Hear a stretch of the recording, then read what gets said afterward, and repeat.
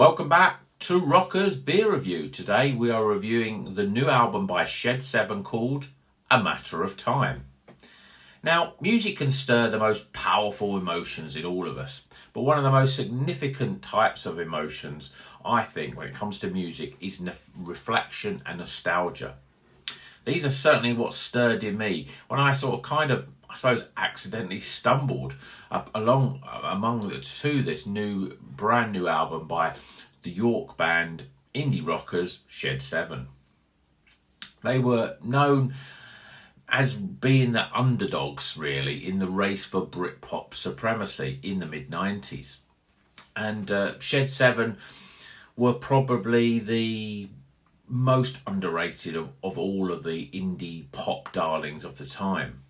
So back in '96, I was just a spring chicken myself. I was in my early 20s. I was living in London, and even a hardened hard rocker like me had by this time already cut my hair and started to embrace new music, of which at the time it was the Britpop scene. But where the likes of, say, Essex band Blur and Manchester band Oasis fought it out for top billing both in the charts and in the sort of fans of the Britpop scene, it was my favourite band of the time was definitely Shed 7, with their northern anthems always hitting the high notes much more consistently than, a lot of their peers. Certain tracks like Chasing Rainbows and Where Did You Sleep Last Night, Getting Better and Going for Gold, they knew how to write a great song, and they also knew how they could rock out with the best of them. And that's what really probably attracted me to them with my sort of hard rock heavy metal background. So 30 years after their debut album Change Giver, they present a dozen new songs for us all to listen and enjoy with their new album A Matter of Time.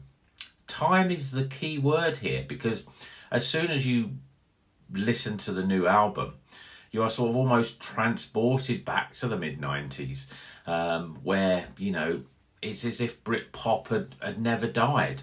And I'm sort of ready to sort of dust down my best, stripiest Ben Sherman shirt and then hit the nearest indie rock night down in Camden Town for a night of Britpop rocking and pogoing, of course.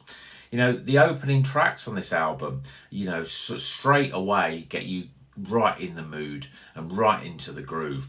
So the opening song called Let's Go, it's a typical Shed 7 anthem, really. It kicks off the album in a really good style, talking about traveling the world and, basically having fun.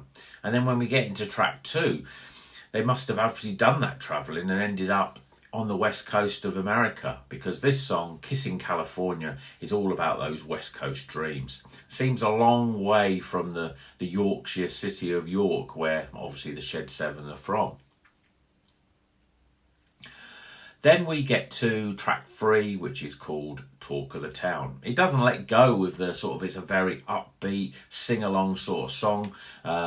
Lots of sort of comparisons with a lot of their with their songs from the 90s certainly comes in here. It's all about hitting the town and having a good night out, and we're all sort of taken back to our sort of carefree days of our sort of early 20s, really. Let's Go Dancing then sort of carries on that sort of theme, but it's much more laid back and reflective. Here Rick Witter sings in the sort of here and now, and even though we're all older, there's still time and still want to go out dancing. The next 2 songs keep up the quality. We've got In Ecstasy. It's a sing-along, upbeat number. Well, a lot of the songs here are definitely on the more rockier side. This song has a guest on it. She's called Rowetta. She's from the Happy Mondays, if anyone's a fan of that band. And Tripping With You is a sort of... The next song is an almost sort of acoustic Irish folk song with another guest, this time Laura McClure from the Reverend and the Makers. So at this point, I'm sort of getting to the point where I'm waiting for maybe a dip in quality, but actually it never comes. Real Love almost could have been a song from the likes of a Maximum High, and it keeps up the quality. Then you've got FKH, which stands for Feeling Kind of High. It's another acoustic reflective song, but it's another very good quality song. One of my favourite songs on the album is Starlings. This is a beautiful ballad where the band are probably in their most reflective and nostalgic as well, talking about first loves and how they would trade it all in to sort of go back to that time and live their life again. It's I suppose the Chasing Rainbows of the album, but it's a really great song, and it's got lots of multi-layered vocals and strings, just to give it a more oomph really, and to elevate it over your usual sort of indie pop ballad. The penultimate song is called Ring the Changes. This is where we're talking about new stuff, where even though we're looking back, we're also looking forward as well. And the song itself, though, almost does take you back to the 90s. A lot of these songs, I've said it here more than once now, does have a very sort of mid-90s vibe to it.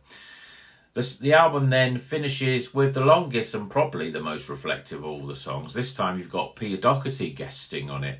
It's a great end to the album, and those 12 songs just fly by, and before you know it, you want to listen to it all again. So there you have it. Now, I haven't listened to Shed 7 for probably nearly 25 years, but I'm now going to be seeing what they've been up to and what I've missed in that time. If you like me,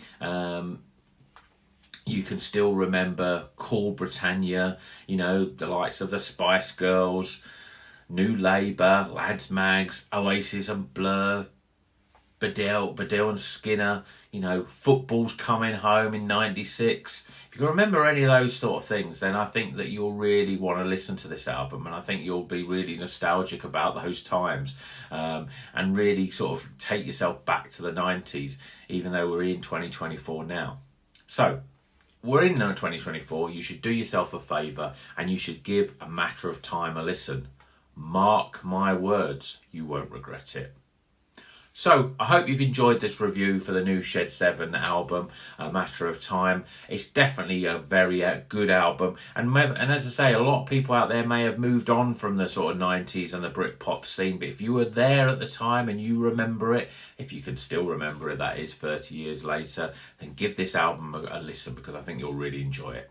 So that's enough for me today. Hope you've enjoyed this review. Let me know what you think of Shed 7. Were you a fan back in the day? Or was there another Britpop band that you sort of came in under the radar that you still think should have been a bigger band at the time? Let me know in the comments.